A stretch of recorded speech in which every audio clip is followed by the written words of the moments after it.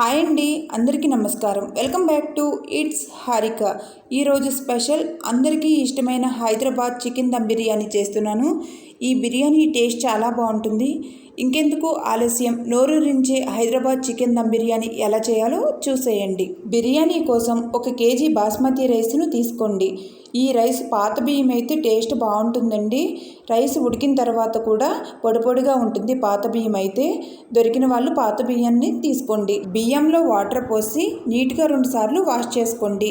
ఈ బియ్యం వాష్ చేసేటప్పుడు రైస్ని గట్టిగా నలపకుండా ఇలా వేల మధ్యలో నుండి బియ్యం విరగకుండా వాష్ చేయండి. ఇలా వాష్ చేసుకున్న బియ్యంలో వాటర్ని పోసి 40 to 1 అవర్ నానబెట్టుకోండి. బియ్యాన్ని ముందుగా ఇలా నానబెట్టుకోవడం వలన రైస్ ఉడికిన తర్వాత బాగుంటుంది. ఇప్పుడు నెక్స్ట్ ఫ్రైడ్ ఆనియన్స్ కోసం 3 ఆనియన్స్ తీసుకుని ఇలా నీట్గా చేసుకుని ఆనియన్స్ని పొడవుగా కట్ చేసుకోండి. ఇప్పుడు కట్ చేసుకున్న ఆనియన్స్ను ఫ్రై చేసుకుందాం. ఆనియన్స్ ఫ్రై చేయడానికి వీలుగా ఒక బాండీ తీసుకుని స్టవ్ మీద పెట్టి ఆయిల్ వేసుకోండి. ఆయిల్ హీట్ అయిన తర్వాత కట్ చేసుకున్న ఉల్లిపాయలు వేసి మంచి కలర్ వచ్చే వరకు ఫ్రై చేసుకోండి. బిర్యానీలో ఫ్రైడ్ ఆనియన్స్ వేయటం వలన టేస్ట్ బాగుంటుంది. ఉల్లిపాయ ముక్కలు ఆయిల్లో వేసిన తర్వాత ఇలా కలుపుకుంటూ ఫ్రై చేసుకుంటే ఆనియన్స్ బాగా ఫ్రై అవుతాయి. చూసారా, ఆనియన్స్ ఇలా మంచి కలర్ రావాలి. ఆనియన్స్ ఫ్రై అయ్యాయి. వీటిని తీసి పక్కన పెట్టుకోండి. ఆయిల్ లేకుండా ఆనియన్స్ మాత్రమే తీసుకుని ఇలా ఒక బౌల్లో వేసుకోండి. చూసారా, ఆనియన్స్ ఇలా క్రిస్పీగా ఉండాలి. Fried onions ready. ఇప్పుడు నెక్స్ట్ బిర్యానీ చేయడానికి ఇలా అడుగు మందంగా ఉండే ఒక పెద్ద గిన్నెను తీసుకోండి. ఇప్పుడు చికెన్ను మ్యారినేట్ చేసుకుందాం. చికెన్ బిర్యానీ కోసం నేను 1 కేజీ లెగ్ పీసులను తీసుకుని నీట్గా వాష్ చేసి పక్కన పెట్టుకున్నాను. 1 కేజీ బాస్మతి రైస్కి 1 కేజీ చికెన్ కరెక్ట్గా సరిపోతుంది. చికెన్ ఎక్కువగా ఇష్టపడేవారైతే 1.5 కేజీ వరకు చికెన్ తీసుకోవచ్చు.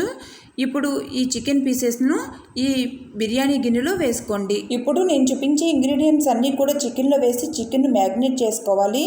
ముందుగా దాల్చిన చెక్క 2 ముక్కలు, లవంగాలు 5 లేదా 6, యాలకులు 3, షాజీరా 1 స్పూన్, జీలకర్ర 1 స్పూన్, మరాఠీ మొగ్గలు 2, అనాస పువ్వు 2, బిర్యానీ ఆకు 1, chicken masala 1 spoon, mutton masala 1 spoon,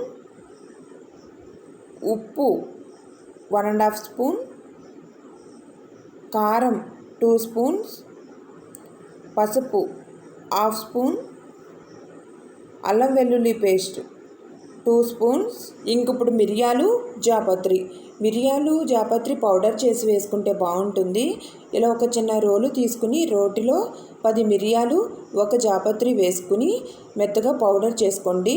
నేను ఎప్పుడు బిర్యానీ చేసినా మిరియాలు జాపత్రిని ఇలా ఫ్రెష్గా పౌడర్ చేసి వేసుకుంటాను. దీనివల్ల టేస్ట్ బాగుంటుంది.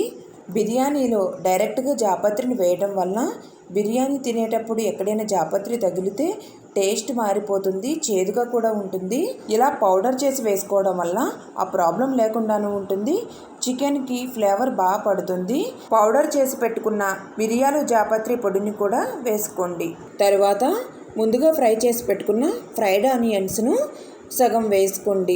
మిగిలిన సగం పక్కన పెట్టుకోండి. ఫ్రైడ్ ఆనియన్స్ వేసిన తర్వాత సన్నగా కట్ చేసిన కొత్తిమీర, పుదీనా 1 కప్పు వేసుకోండి. బిర్యానీలో కొత్తిమీరను కాడలు లేకుండా ఆకులు కట్ చేసుకుని వేసుకుంటే బాగుంటుంది. తర్వాత పెరుగు పుల్లటి పెరుగు అయితే బాగుంటుంది, లేకపోతే ఫ్రెష్ పెరుగు అయినా పర్వాలేదు. 1 కప్పు పెరుగును వేసుకోండి. తర్వాత నిమ్మకాయని కట్ చేసి నిమ్మరసాన్ని పిండుకోండి. తర్వాత పచ్చిమిర్చి 7 తీసుకుని ఇలా అడ్డంగా కట్ చేసుకుని వేసుకోండి. నెక్స్ట్ ఆయిల్ 6 స్పూన్స్ ఆయిల్ని వేసుకుంటున్నాను. గ్రౌండ్నట్ ఆయిల్ వేసుకుంటున్నాను నేను.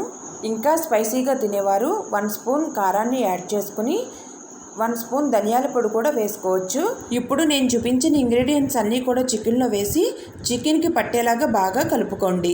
చికెన్ను ఇలా బాగా కలిపిన తర్వాత ఒక 1/2 అవర్ పక్కన పెట్టుకోండి. అలా అయితే చికెన్ పీసులకు మసాలా ఫ్లేవర్ బాగా పడుతుంది. ఇలా బాగా కలుపుకున్న తర్వాత మూత పెట్టేసి పక్కన పెట్టేయండి. ఇంకప్పుడు బిర్యానీ రైస్ కోసం రైస్ ఎలా ప్రిపేర్ చేయాలో చూసేయండి.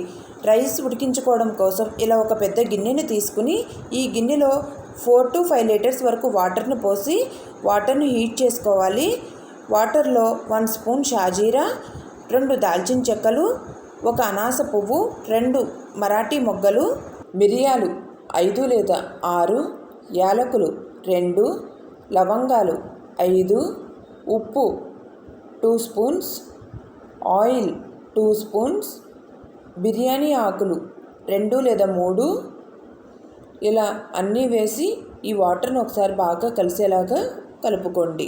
వాటర్లో ఇంగ్రీడియంట్స్ అన్నీ కలిసేలాగా బాగా కలుపుకున్న తర్వాత మూత పెట్టేసి వాటర్ని బాగా మరిగించుకోండి. ఈ వాటర్లో ఆయిల్ వేయటం వలన రైస్ ఉడికిన తర్వాత పొడి పొడిగా బాగా వస్తుంది.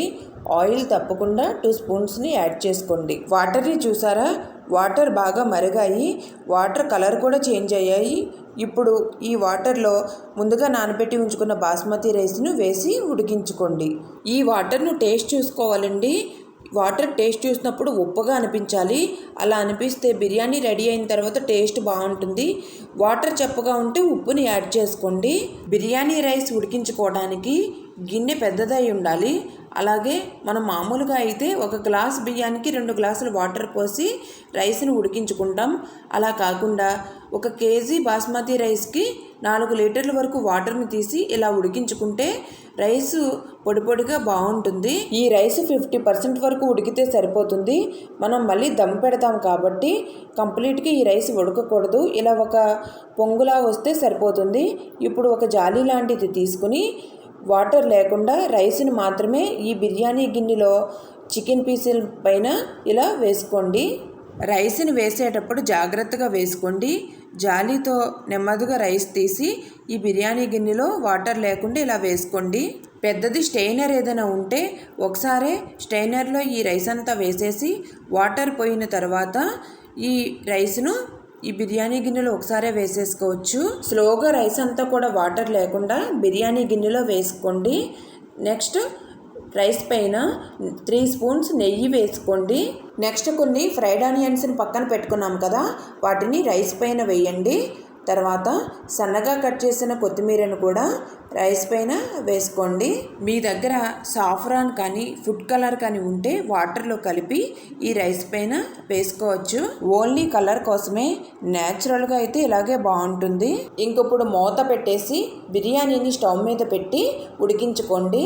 నేను ఎప్పుడు ఈ ప్రాసెస్లో చికెన్ బిర్యానీ చేసినా డైరెక్ట్గా స్టవ్ మీద బిర్యానీ గిన్నె పెట్టకుండా ఒక ఐరన్ పెనం మీద ఈ బిర్యానీ గిన్నె పెట్టి ఉడికించుకుంటాను. ఇలా ఐరన్ పెనం మీద పెట్టి ఉడికించుకోవడం వలన హీట్ ఈవెన్గా స్ప్రెడ్ అయ్యి లోపల ఉన్న చికెన్ కూడా బాగా కుక్ అవుతుంది.